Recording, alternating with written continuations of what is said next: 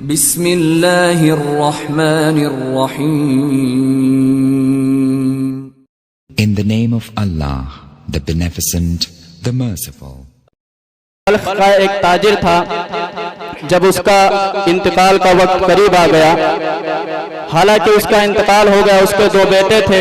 جب بٹوارے کا سلسلہ ہوا کہ مال دولت بھی اس کے پاس زیادہ تھا، حضور صلی اللہ تعالی وسلم کا 3 موئے مبارک اس کے پاس موجود تھے.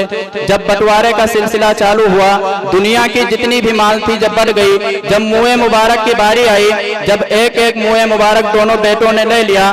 جب تیسرے موئے مبارک کی باری آئی تو بڑے بیٹے نے کہا کہ اس کو بھی 2 حصوں میں تقسیم کیا جائے. چھوٹے بیٹے کو یہ گستاخی برداشت نہ ہوئی. چھوٹے بیٹے نے کہا بھائی ایسا مت کرو، یہ جو تیسرا والا موئے مبارک ہے وہ مجھے دے دو.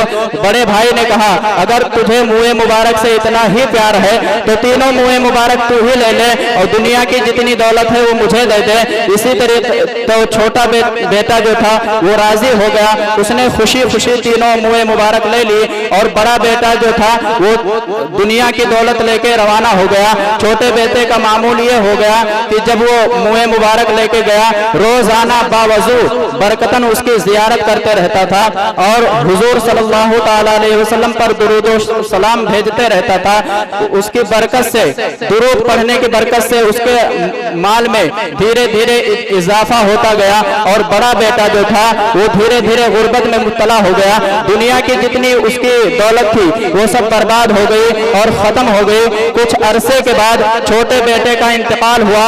جب انتقال ہونے کے بعد اس دور کے جو بزرگ تھے ان کے خواب میں حضور صلی اللہ تعالی علیہ وسلم تشریف لائے اور فرمایا کہ جس کو وصول مقصد کے لیے دعا کرنا ہے وہ اس چھوٹے بیٹے کے قبر پہ آ کر دعا کرے. اسی طریقے سے اسی سلسلے سے اس کا مزار بنا دیا گیا اور لوگ جب اس راستے سے گزرتے تھے تو بلکہ سواری پہ نہیں، ادب کے تحت، اس کے ادب اور تعظیم کے تحت اس راستے سے پیدل گزرا کرتے تھے.